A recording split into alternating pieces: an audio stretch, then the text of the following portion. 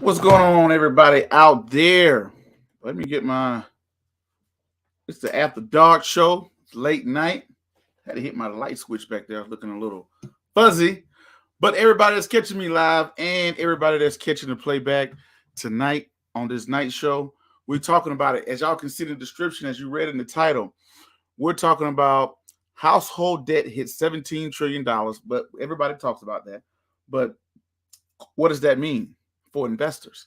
So we're going to talk about what does this mean for investors, how investors can get involved with this, and we're going to read from the Federal Reserve. I'm going to read from the Federal Reserve into when you read this data, pulling out investor economical data that investors can use. The so what effect. So what? Yes, we have debt. Who cares? Whatever. But what does that mean? Why is debt going up? Where is this debt? Is it in credit cards? Is it auto? Why people are more in the debt? What does that have to do with the economical machine? That's what we're going to talk about today. But ladies and gentlemen, if you tuned in, if you haven't done so already, please go ahead and make sure. Hit the subscribe button. Hit the bell icon. Hit that like, comment, and share button. Once again, ladies and gentlemen, boys and girls, and children of all ages, you are now tuned into the Investor Show. As always, this is your gracious host, the Prince of Investing, Prince Dykes, coming to you guys and girls live all the way from this beautiful city and state of Denver, Colorado. Don't forget to hit that like, subscribe. Don't forget that like, subscribe, comment, and share button. And as always, there we go. Don't forget to hit that like, subscribe, comment, share button. As always, I don't have a lot of time, and I definitely know you guys and girls don't have a lot of time, so we're going to jump straight into it. Ladies and gentlemen, this is on www.newyorkfed.org, right? Macroeconomics. This here, ladies and gentlemen, I'm going to pull, as y'all can see, for the people who can watch the stream, if you are catching the podcast, check out the podcast as well. But let's talk about it. What does this thing mean? Everybody talk about this this thing here, this debt. What does this debt mean? Is this bad for the economy? Are we all going to die? Is the world going to end? What's going on?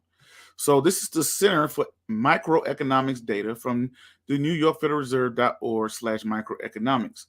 This is the quarterly report on housing debt and credit. You get this every quarter. This was released on November, I think it was November 9th.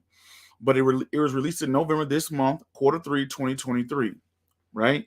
This comes from the Federal Reserve Bank of New York Research and Statistics Group, right?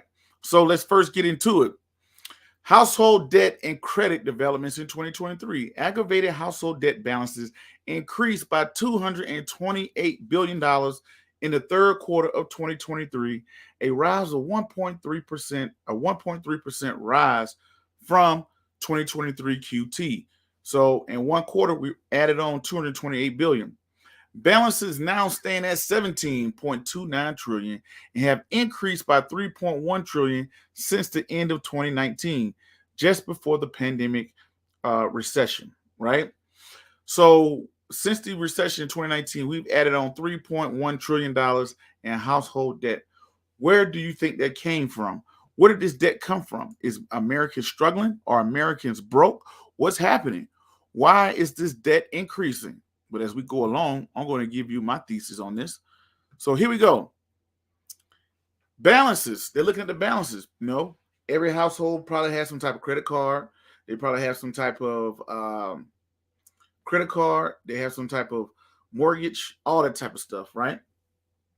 Mortgages, people got cars outside, people got all type of stuff. So here we go, talk about these balances. Mortgage balances show on consumer credit reports increased by $126 billion during the third quarter of 2023 and stood at $12.14 trillion at the end of September. So mortgage balances increased $126 billion in 2023. Why did that happen? Mortgage balances. Why did mortgage balances increase? Let's first break that down. Mortgage balances increase because, number one, the housing market has increased. So for prime example, 4 years ago, my house was valued at $400,000. Now the same house is valued at $600,000. So if I was to buy my house today, it would cost me $600,000. And guess what? Ties into the economical machine. Interest rates are higher. 4 years ago, I purchased my house for $400,000 at 2% interest. If I did not purchase my house, the same exact house I'm sitting in today would be $600,000 at a 7, 6, 7, maybe 8% interest rate. The mortgage alone, my $2,500 mortgage would now be $4,000 and something. Prince, what does that mean? People who are buying these houses these days, the price of the house has gone up, but the interest on the house has gone up as well. So the mortgage on houses have increased. So naturally, as people continue to buy houses and the market is going up, you're going to be able to do it. Like in Denver, you're not going to get a single family home for $400,000. I mean, that's a good, decent, in a nice neighborhood, good single family home. You want a single family home in a Denver area, you better at the minimum have $550,000 in most cases, right? The average home price, I think, is like 500 and something in the Denver area, $500,000. Now, if you go to California, New York, and all these other areas, it's even higher, right? So the average cost of a home is increasing. Interest rates are going up. So naturally, people are buying these houses, mortgages are going up. My mortgage today is, I want to say like $2,500. If I bought the same exact house today at the current market value, at this current interest rate, my mortgage would be over $4,000, just naturally. So naturally, if you're buying a house in this economy, you are absorbing more debt than the people did in the past who had a lower interest rate and a lower price on the home. Let's continue. Now, second line says balances on home equity lines of credit, which is HELOC, home equity line of credit, increased by $9 billion and now stand at a $349 billion aggravated, right? Why has that happened? Why have HELOC loans increased by $9 billion up to $340 billion? Here's my thesis on that. As housing prices increase, equity increases, right? Sorry for that. Equity increases as homes increase, right? So if you own a home, you bought that house for $400,000. Now it's worth $600,000. You have a $200,000 equity. That's how much equity you grown, right? So you brought a house for $400,000. Now it's worth $600,000. Good for you. You have equity of $200,000. Plus you was paying on it, so you might owe $350,000 by now. I don't know, whatever. So you got $200,000 worth of equity in your house. You had $200,000 in your equity in your house. What is the only way to really get the equity out of your house? Some people take out HELOC loans to go make other investments. Majority of people take out HELOC loans to pay off debt, to rebuild their house, to do maintenance in their house, to do all these sort of things, right? That's what we're saying. You get what I mean? So when you look at loans and you look at houses, you know what I mean? You have to look at people who purchased their home 3, 4, 5, 6 years ago, have all this equity in their house. When economical downturns start to happen, hardships start to happen, man, I owe on a credit card, I owe debt, I owe XYZ. What's happening? People are tapping into their equity to go out and pay off debt, do certain things, whatever, right? So people right now who own their home for the last 2, 3 plus years have equity in their house, and a lot of people are touching that equity to go do other things. It could be going into other investments, but most people are probably doing upgrades on their house, fixing up their house. So people are getting those. That's a whole business right now. Right now, ain't nobody refinancing their house. I have a 2% interest rate, 2.75 on my house. Do you think I'm going to refinance with 6%? Heck no. But guess how they get you now? They say, hey, Mr. Dykes, you got like 200 grand you can touch, right? I'm like, what? I got $250,000 I can touch in my house? Yeah. Yeah, you want that? Yeah, how can I touch that house? How can I touch that? Oh, yeah, we'll loan you that money, but the current interest rate is 7%, 6%, 8%, whatever it is, right? You get what I'm saying? Nobody who has a 2% is not going to refinance their house for whatever reason. But people who want to touch that money to get that HELOC and get that equity, That's when the people are offering people, they're going around, they know all these people in America have all this equity in their house.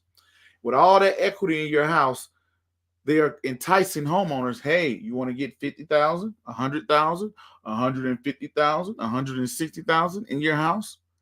And people are like, yeah, I don't mind if I do. Yeah, we'll give it to you, but the interest rate is going to be 6, 7, 8% now. You follow me? So it's all you're doing is taking out a second mortgage. So that's my thought process behind that. So when we see that second line say balances on home equity line of credit, HELOCs, increased by $9 billion, you could understand why. How many people are pulling out their equity in their house to rebuild their house because they got it now? Now, next line says credit card balances, which are now at a $1 trillion outstanding, increased by 48 billion, 4.7%. Credit card debt going up 4.7% in a quarter. $48 billion was added on to credit card debt. Why does that happen? Inflation. Inflation is the invisible tax. People are living their everyday lives, but things cost more. You can't feel it, you can't see it, but when you go buy those eggs and the meat and the cheese and do what you've been doing, your gas, getting a haircut, right? Look, I remember my mom when I was a kid. I'm 39 years old now. My mom used to give us $20, and that was a haircut. That was enough for me and my 3 older brothers, all 4 of us, to go get a haircut. Shouts out to Clarence Barbershop. We used to go to Clarence and get, hey, here's $20. We all got a haircut. She used to write a $20 check. We all got a haircut. Nowadays, if I walk into a barbershop with $20, they'd be like, oh, you want your mustache trimmed? You want to get shaved? You're not going to get a whole haircut for $20 these days.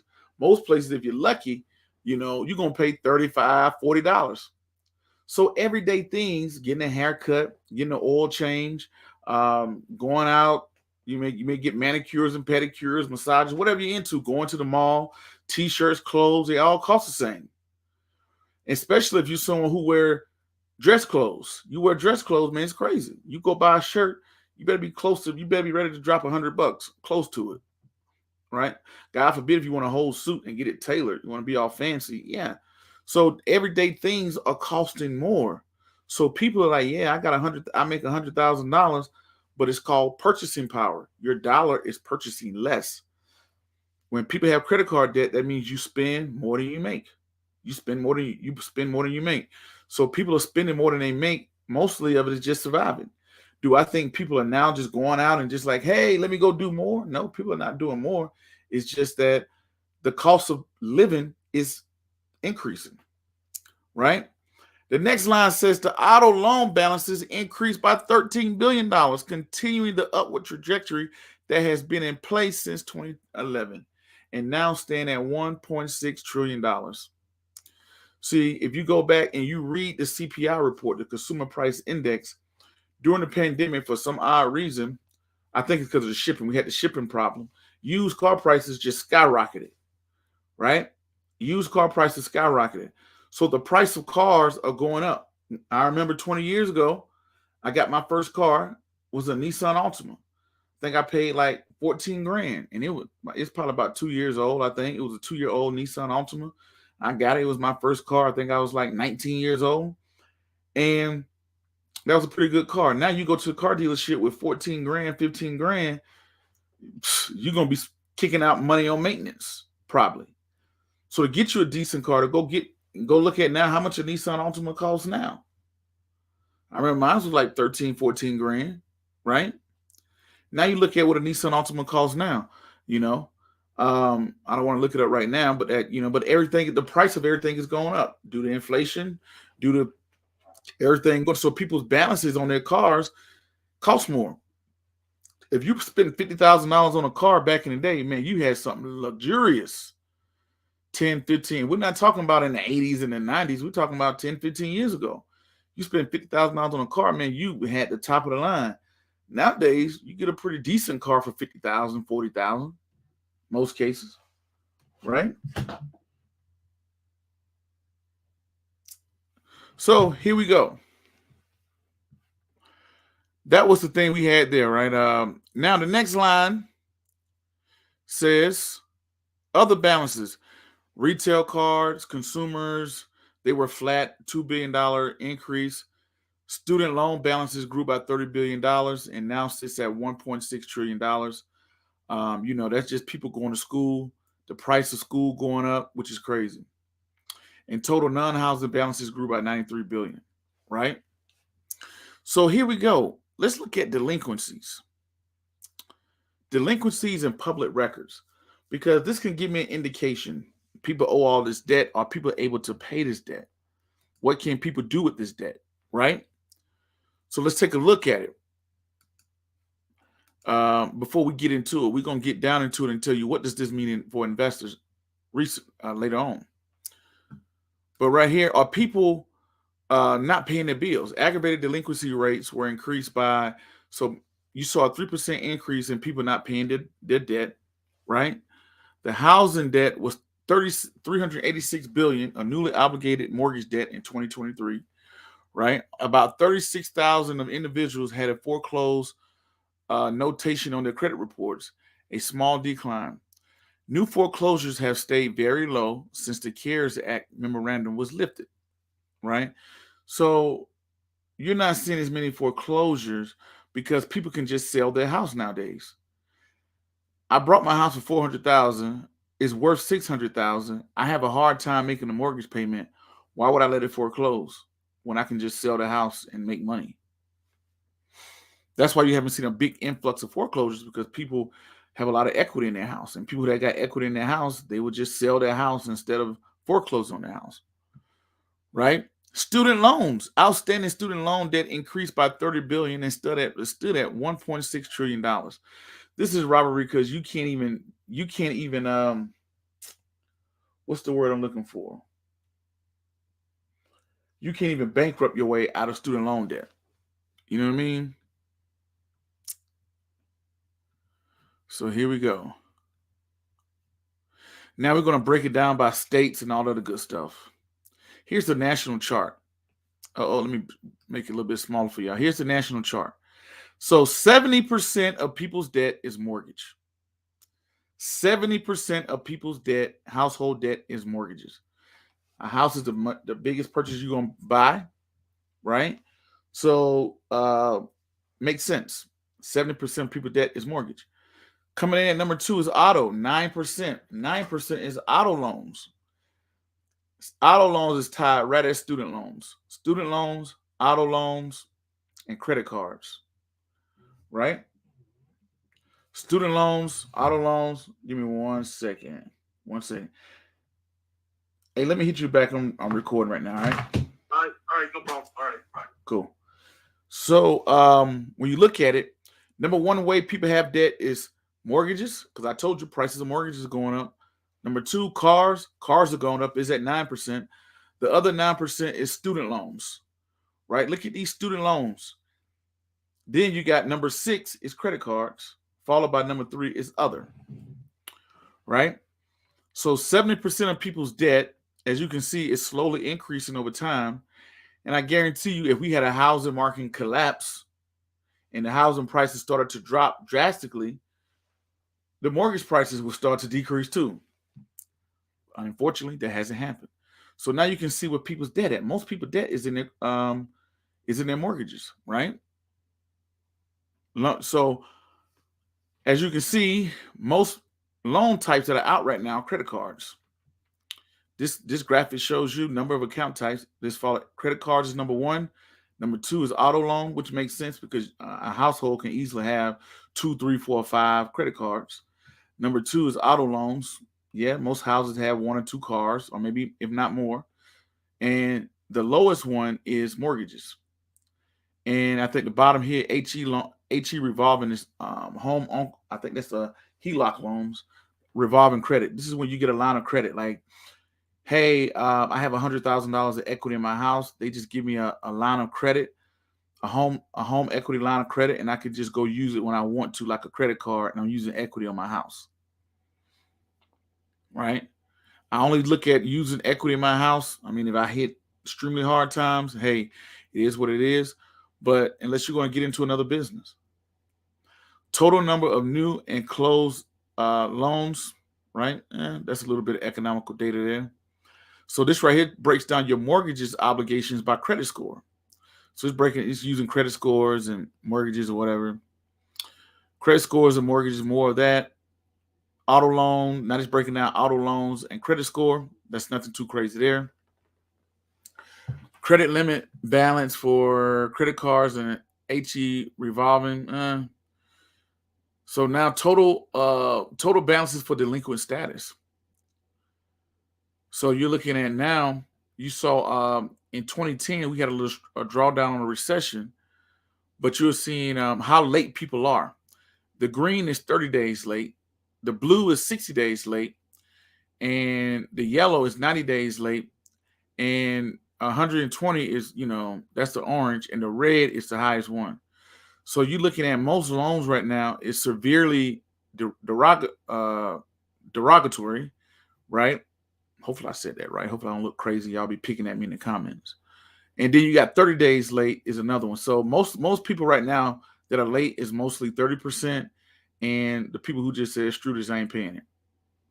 Right?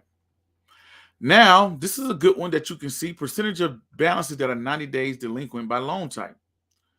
Most loans that are delinquent are, which one is this one right here? Credit cards. Credit cards are number one.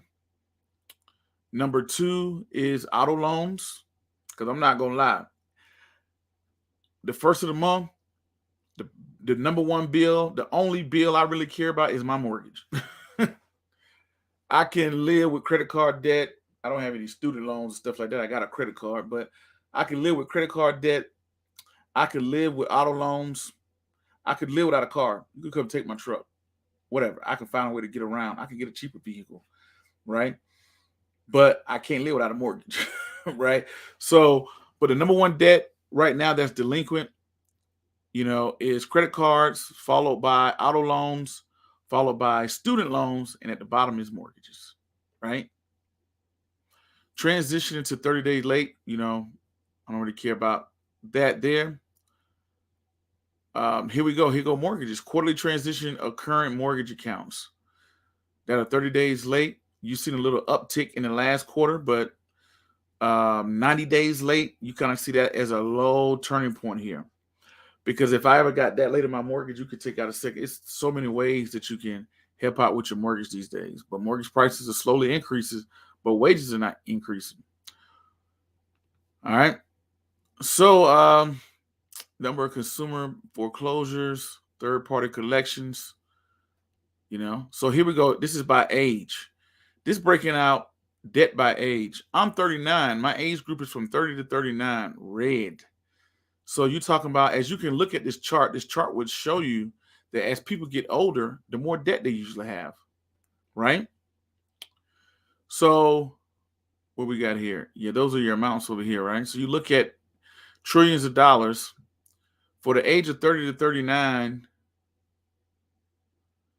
total debt balances by age. They're not telling me what this numeral, I think that's trillions, right?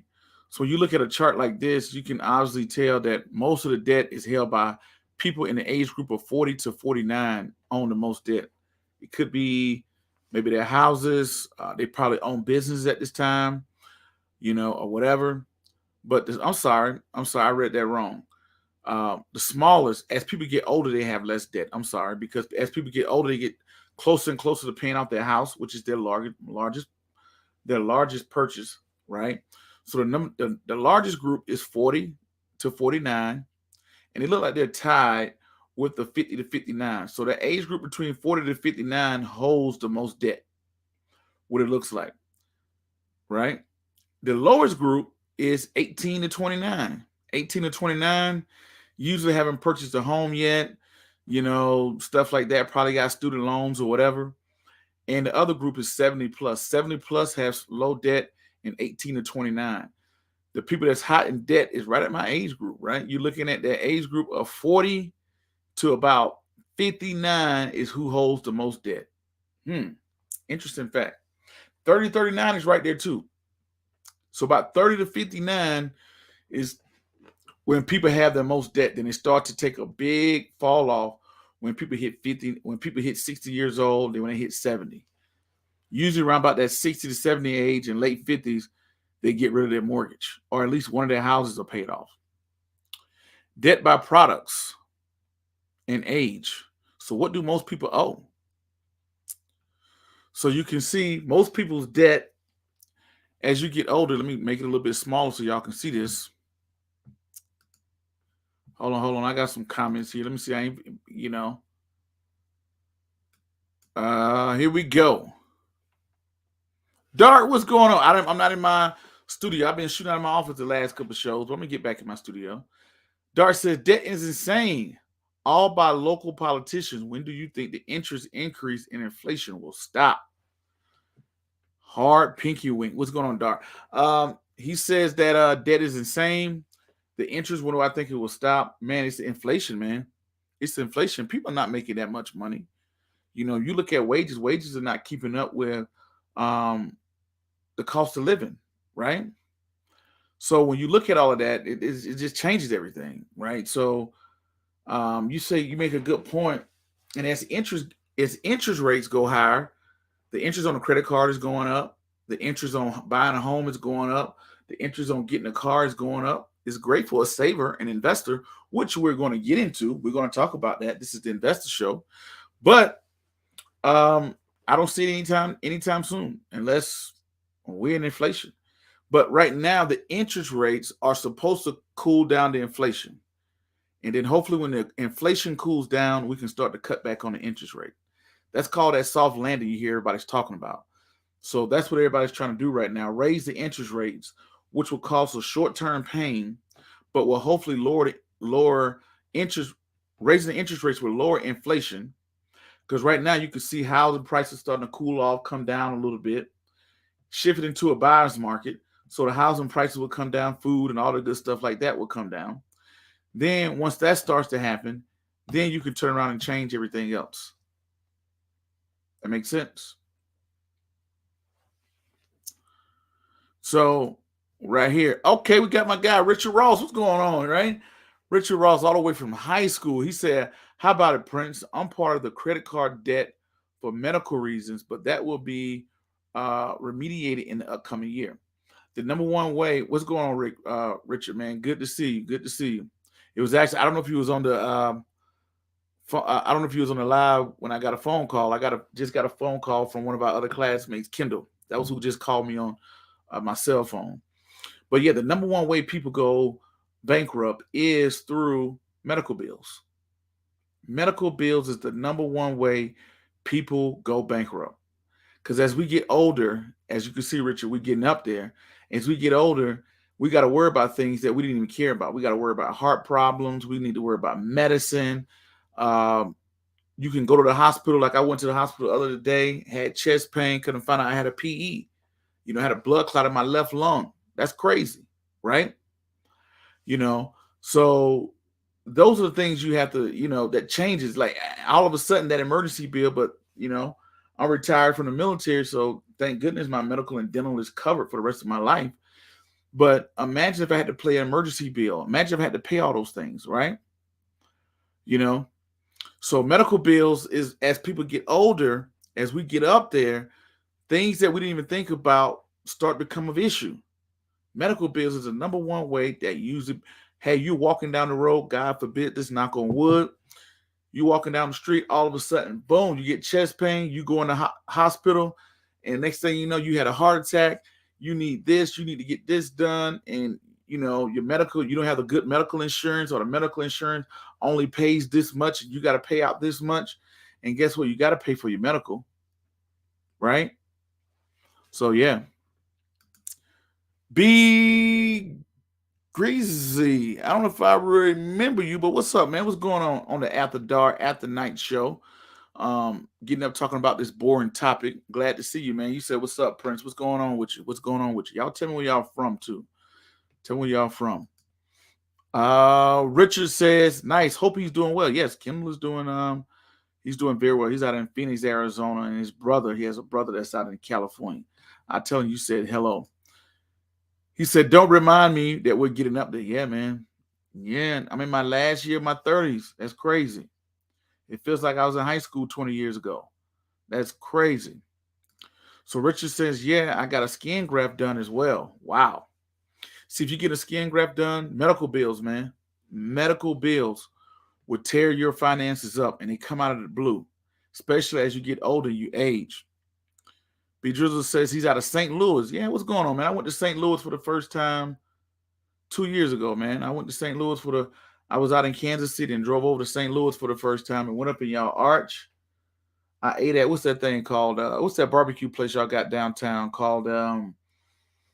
Man, it was a barbecue place. You walk up. I can't think of the name of it. It's pretty popular. But I went to a little barbecue, had some of the St. Louis barbecue, walked around, and yeah, it was pretty cool, man. First time going to St. Louis. I don't know if it's gonna draw me back. Maybe I missed out on something. I mean, I went inside of the U and looked over St. Louis and saw the river and all the good stuff like that. But shout out to St. Louis. It was something water. That place was called Cricket Water, something barbecue spot I went to. It was pretty good. It was pretty good. Now, Dark says, I paid $20,000 on a funeral and I'm still paying for it. My goodness. Ladies and gentlemen, you paying $20,000 on a funeral, Dark. This is what you need to do right here. This is what you need to do. This year, your family and friends, this is what you need to do. So you ain't got to worry about paying no funeral bill or none of that. Why are you paying $20,000 on a funeral bill? You need to go check this book out. Y'all see that? Wesley Learns About Insurance. That's my third book. Came out 3-4 years ago. It's kind of crazy. It's that old now. Wesley Learns About Insurance. Get you some insurance. Have your family members get some insurance. That saves people.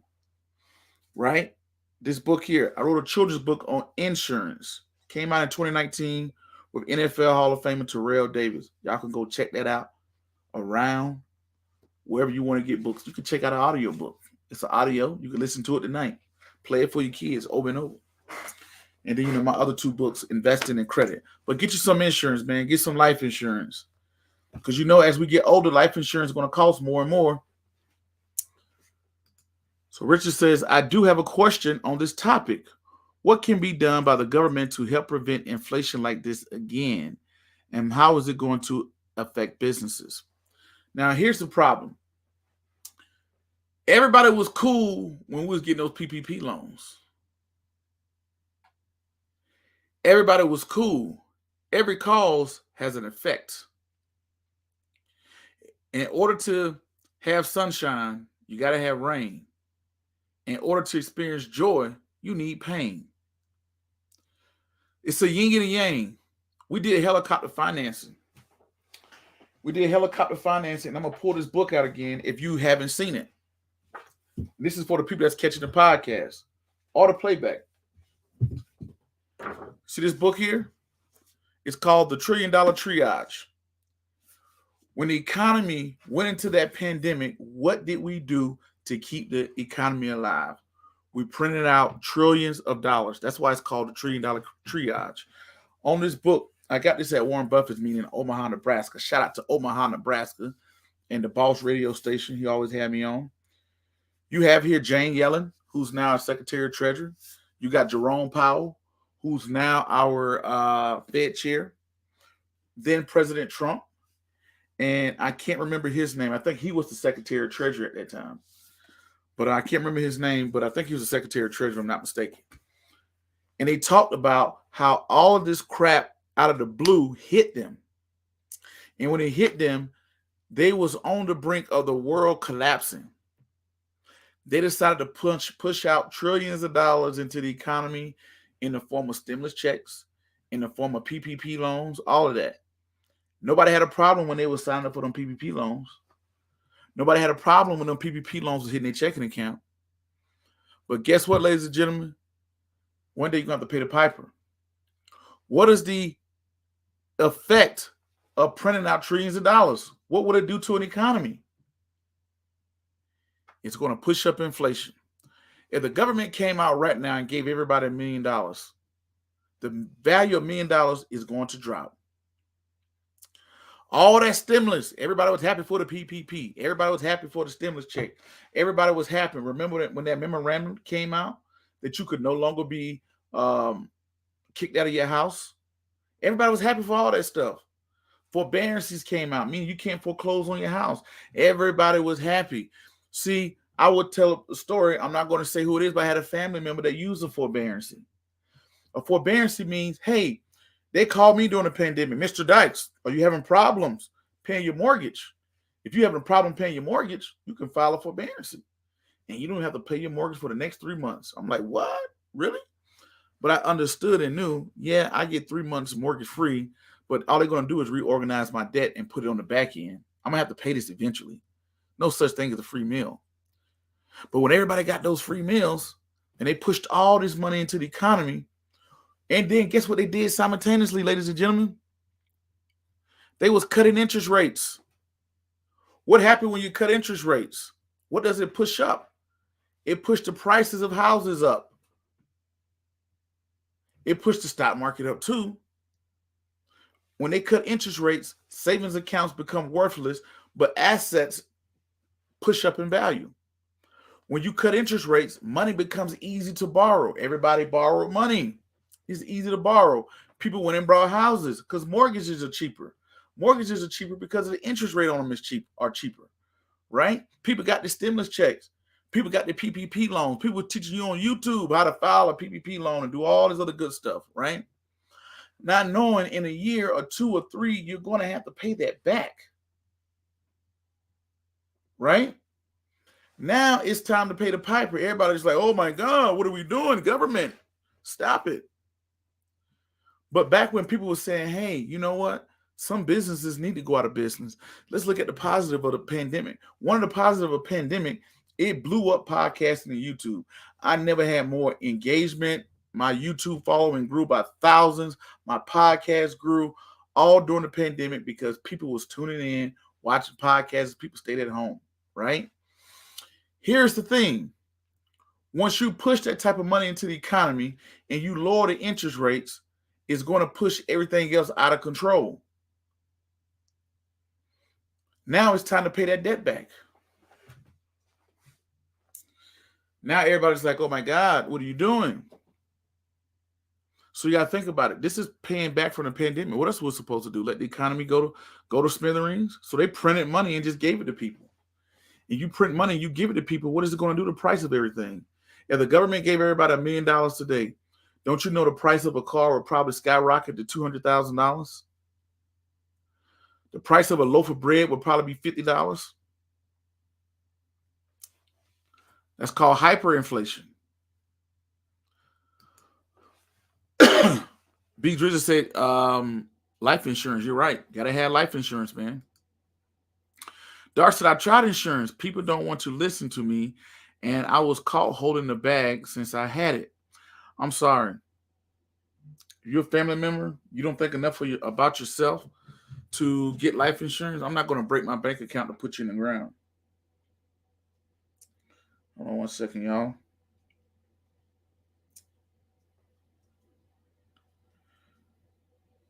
I think it's Sunday. I think that's Sunday. So yeah, that's how we got to look at it. Don't put yourself, you got to take care of yourself, Dart, man. You know what? I say, hey, maybe you can get maybe you, and if you didn't have it, if I had a family member that didn't have it and they struggled throughout life and they really needed somebody to help them, that's one thing. But I'm not going to set myself back when you had your money, you could have got burial insurance. You don't want to get burial insurance? Hey, get cremated, right? Get cremated and do a graveside burial. Do it cheap and easy. Because if you don't think enough about yourself, I have insurance, not because I want a big fancy funeral. It's just calling being responsible and accountable. I'm a responsible, accountable adult to like, hey, I know if I die today or tomorrow, I'm the breadwinner, and I want to make sure my wife and son are taken care of, so I sacrifice today. So we were warned, Dart says we were warned that the stimulus could cause inflation. I invested mine and bought a house. I hope people did the same. Dart, we was talking about this. You was talking about buying that house, and I told you. You know, we was talking about buying that house, and everybody was like, "Man, look at that." I ain't gonna lie, I was the same person. I'm like, "Man, goodness gracious, man, they want $450,000 for a house. That's crazy." But now I look back, I'm like, you know what? That wasn't too bad. Now where I'm from, man, you know, people was buying a house. You could get a house for 100,000, 200,000 back then. Nowadays, you can get one for 300,000. But where I live at in Denver, man, you got to come to the game with 600,000 these days to get a single family home. That's how much it got pushed. All right, Richard says the stimulus went to investments, but that dried up with life happening. Mistakes I wish I could take back. That's, you know, you live and you learn. But you're doing the right thing. You're up here tonight. You're listening. And you're seeing the things that happen. People tell me all the time, man, I'm going to pull out my 401k and pay off my credit card. Horrible, horrible, horrible idea. Get a budget.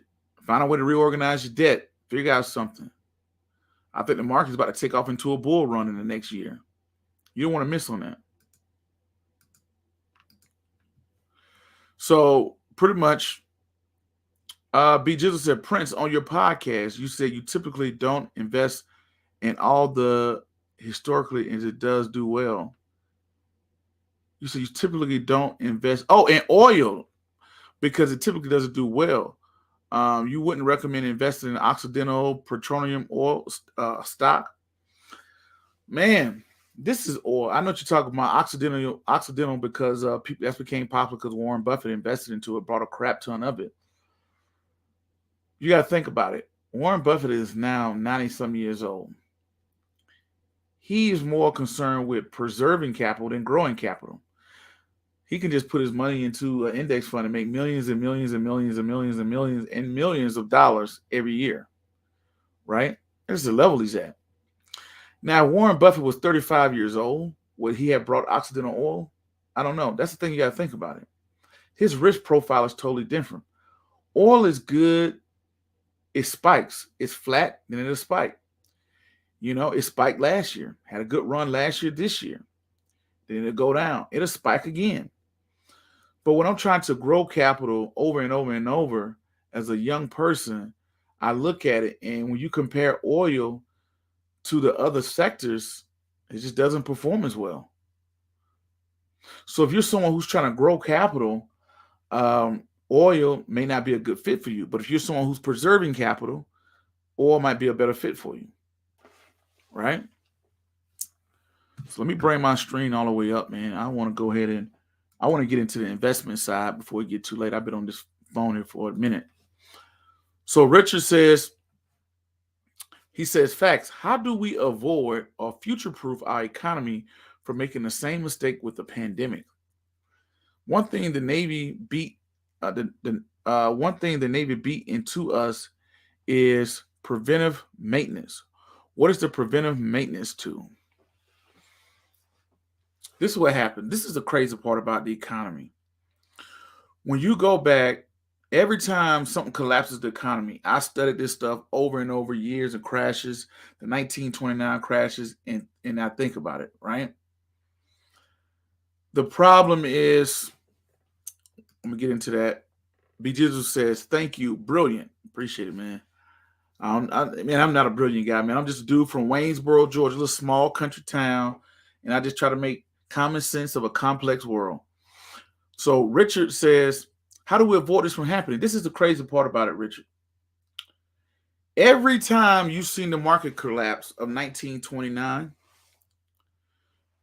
Black Tuesday, and I think that was in 87, the tech bubble in 2000, the real estate that happened in 2008, all of these market crashes, the pandemic, is always the black swan effect. Is always some bull that comes out the blue that we don't even think about. Who would have thought about an airborne illness floating around would come to America? I mean, we figured it would happen one day. President Obama did say it. But who knew it was going to happen in a year or two and collapse the economy?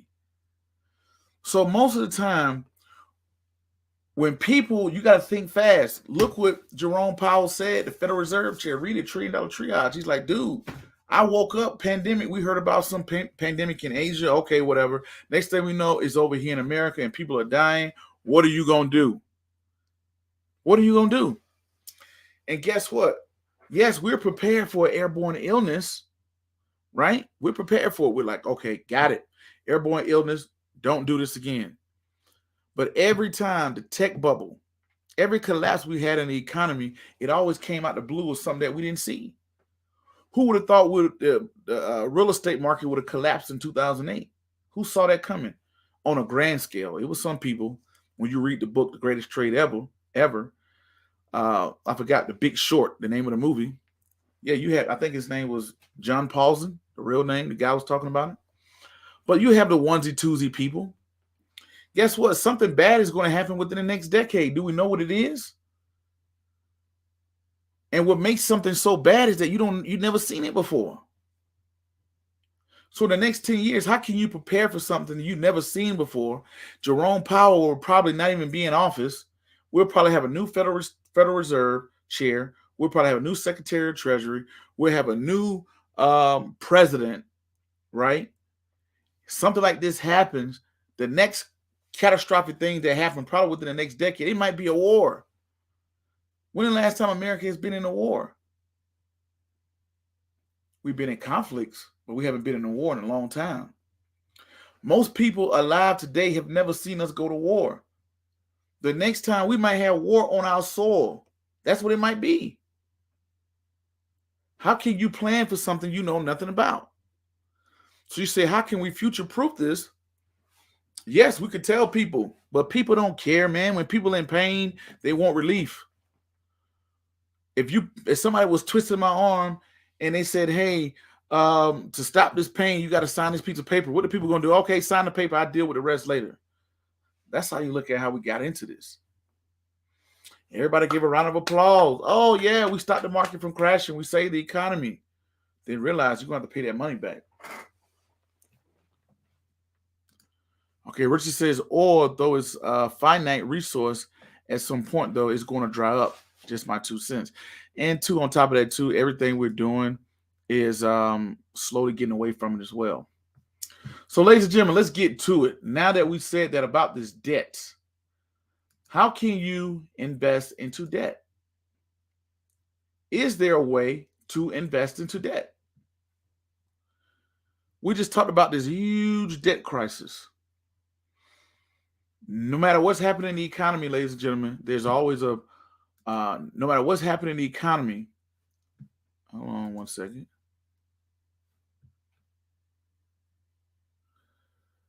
No matter what's happening in the economy, there's always a bull somewhere.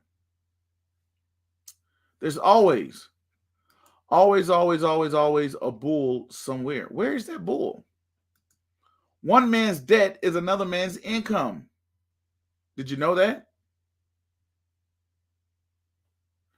One man's debt is another man's income. We talk about all this debt. When you owe the credit card company, you're paying somebody. That's how the economical machine works. People always think about this situation. They don't think about how it impacts everybody else. And if you want to do that,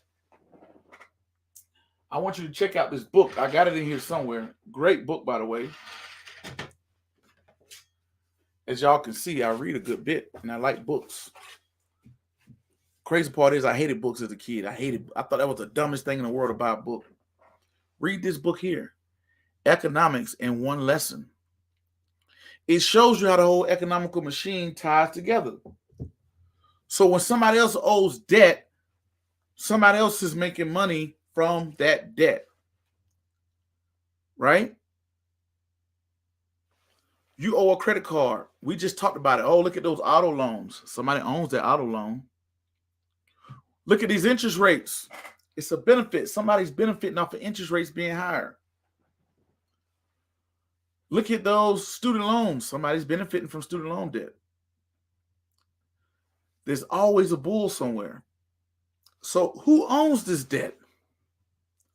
This trillions of dollars of debt. All these mortgages, all of these loans. What companies are benefiting? Somebody's pain and somebody else's pleasure. It's like a seesaw.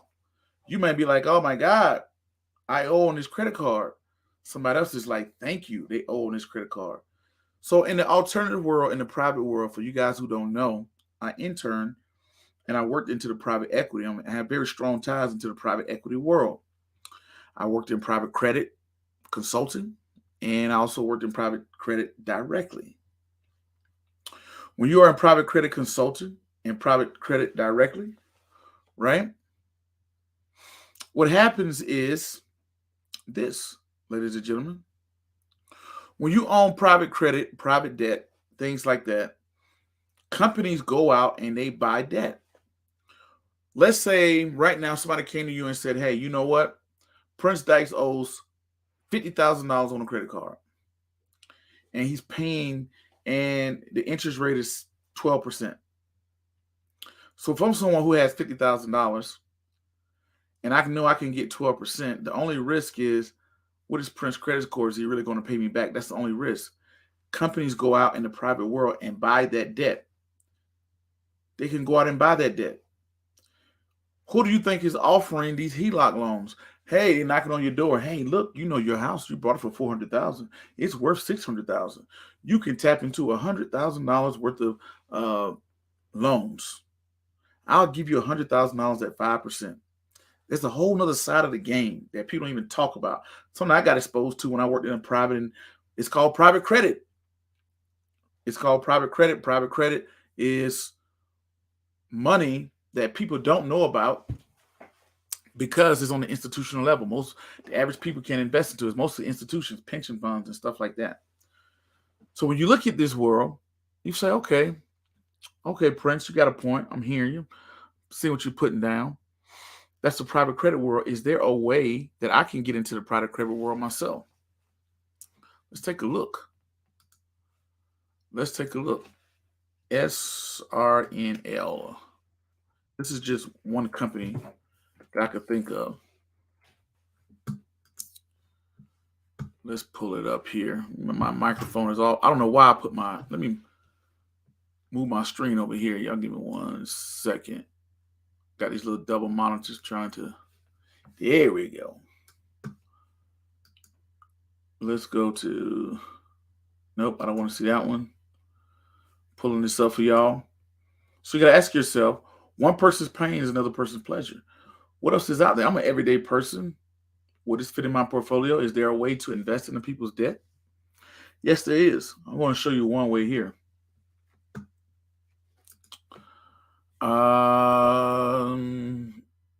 Let's see. Did I pull it up? I thought I pulled it up over here. Okay. SRNL. Okay.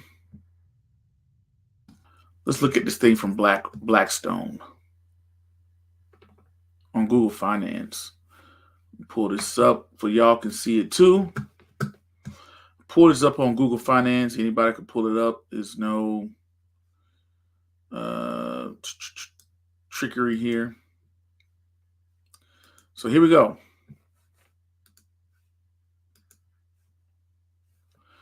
This is a SPDR, SPDR, Blackstone Senior Loan ETF.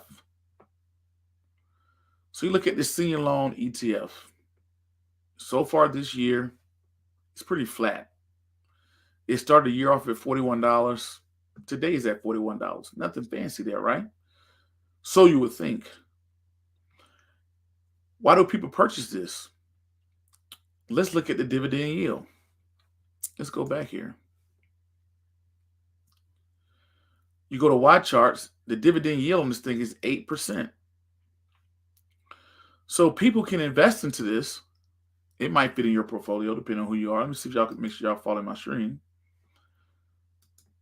Look at the dividend on this thing. 7.5% on November, 8%. You know what I mean? You see it? Look at this 8%. And the stock stays solid, and it's called a senior loan. What is a senior loan, Prince?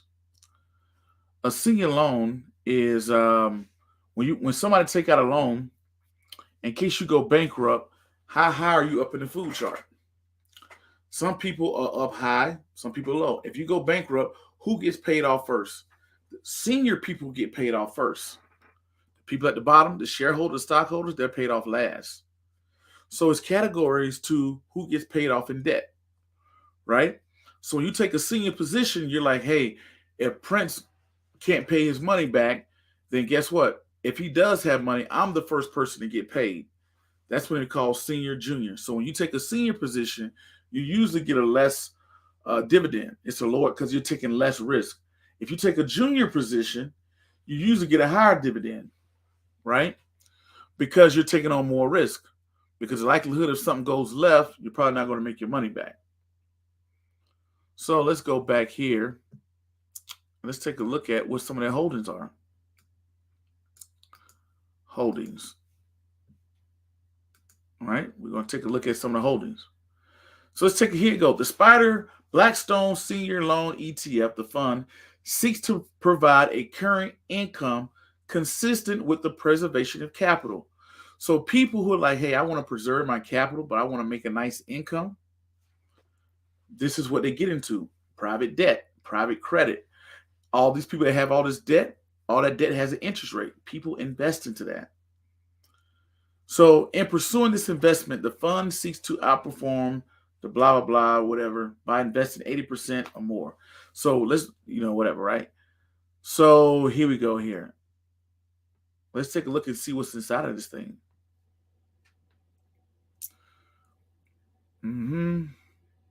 I look at that. 2023 30-day yield, 9%, 8%, 9% dividend that is given out, right? I'm strolling down here to tell you the type of debt. The type of debt that it has. Okay, here we go. Sector allocation as of November 16th. Banking, insurance, real estate. 13% of this portfolio is banking and real estate. The next one is technology subcontractors. Right? Look at all these things. You got chemicals, banking, financing, credit cards. That's credit cards. That's real estate. That's credit cards, real estate, insurance. People buying everything from the bank. Retail credit cards, family dining, media. All these different debts. All these debt positions that it's taking. Buying people's debt, right? 93% of the money is loans. They lending the money out. It's a good time to loan money out, right? This was horrible years ago because interest rates were so low. But as interest rates rise, this is eating it up. So someone who wants to preserve their capital, who are, not grow, someone who's preserving their capital, like, man, I got $10 million. Where can I put it to make me some money? This could be something that a person can look into to make 7 to 8%. Buying other people's debt. This fund takes money and buys other people's debt. So as we go around and we say, man, look at this debt, other people go out and buy people's debt. That's a business. You have a mortgage. People go out and buy people's mortgages. People give HELOC loans. People buy credit card debt. People buy auto loans. Because it's like, hey, you know what? Prince Dykes out here, he has a Dodge Ram. He owes $35,000 on it. We got him locked in at 4 or 5%. Somebody has $30,000. They go out and they purchase that debt. This is the world of debt. Debt is a business, ladies and gentlemen, on both ends. When people cry about debt, somebody else is owning it. Right? This is just one. This is a senior loan. Let's see if we can find a junior one. Let's Google and see if we can find a junior loan. I didn't look into a junior loan. Let's see what the interest rate on that is. Junior loan. Why's my keyboard typing on slow? I don't want to know about a junior loan ETF. See if we got any junior ones. I don't want to see a senior one. Let's see if we got any junior. All right. Let's see if somebody out there tracking that. That might be a good ETF too. Doesn't seem like they got one. The fund actually invests in senior secured. No. And when they say a debt is secured, that means it's backed by something. Like it could be land. I borrowed money, right? See, now I don't see an ETF for that. So let's say if I go borrow, I own land, right? Since I own land, I might lend my money out. You know, I might lend my money out to say, hey, let me borrow $10,000, and if I don't pay you back this money, you can own this land that I have. And what that land does is that means the debt is secured. It's secured debt, meaning that if I don't pay the money back, the money is backed by something. So I got a senior position, and it's secured. Hey, if Prince goes bankrupt, I still got that land that I got. That's the debt business, right? Unsecured things like my credit card. I got a credit card. I decided to go take my credit card and go to the liquor store and buy a bunch of liquor and I can't pay it back. It's unsecured debt. Unsecured debt usually has a a higher interest rate, right? See what y'all saying here before I get up out of here. Wrap this thing up tonight. Richard says, always a silver lining somewhere. Thanks for the reference material. We all hated reading when we were younger. Yeah, when I went to college, who would have thought I would have went off and got an MBA, and now I have my own firm. I have my own registered investment advisor. Who would have thought I would have read that much and then write books on top of that? That's crazy. Nobody would have saw that. Took a SRNL. Yeah, that's a senior loan, right? Okay. Yeah, he's looking at it. Richard says, so how can one get into those growth options and not preserve their wealth? You ask that question, you come in on the investor show. Y'all know I've been a big fan of Uber. How much have Uber gone up this year? If you're in here live and you got tired of me talking about Uber, making Uber videos, how much has Uber gone up this year? I'm going to pull it up because I don't want nobody to say, hey, this guy said. No, let's look it up. How much has Uber done so far this year? You're talking about, hey, how can I grow my money? Let's take Uber. Uber's at $54 this year so far, right now. This year, Uber has gone up 114%. Uber, simple old Uber, right? It started off this year at $25. Now it's over $50. And I've been a big component of Uber for God knows how long. Now let's take another one. Let's look at the S&P 500. S&P 500, how much has it done this year? S&P 500, it's up 18% so far this year. That's not including, it pays about a 1% dividend return, right? So you got stocks, you got real estate, and you got business. That's it. Stocks, real estate, business. All of those flippity flop stuff out there, stocks, real estate, business. You don't know what you're doing, you want to get into stocks, you got 5 years for maturity. If you don't know what you are doing, call a professional. Take me, ladies and gentlemen. You're not going to catch me Saturday morning up under my truck changing out my alternator. I'm not that type of guy. Guess what I'm going to do? I'm going to take it to a mechanic. Right? That's the difference. Either you're going to learn it and do it yourself, or you're going to find a professional to do it for you. And I told you guys how to find a professional, a licensed professional in your area. Right? Go to Broker Check, put in your zip code, find you some private people, or you can, if you don't want to take the time and do it and learn it all yourself, like me, I could learn to cut my own hair, but I'm probably not going to do it. I'm probably going to go to a barber. I can fix my own truck if I wanted to, but I'm going to go pay a mechanic. I'm not just going to walk around with a nappy afro and my car can't run because I don't know how to do it. If you can't do it or you're not willing, you don't have the time, seek the help of a professional to build your portfolio. First, Richard, you got to think of, where do you want to go? How much money do you need? How much money do you need? And how much time do we got to get there? You might realize you might be closer or farther away than you realize. Hey, by the time I'm 65, I need to have $2 million. And I got 30 years to get there. All these investments, I don't care nothing about a stock or a company or whatever. These are just vehicles to get me to where I'm going. That's how I look at investing. You go outside, you got stocks, you got real estate, you got business. That's it.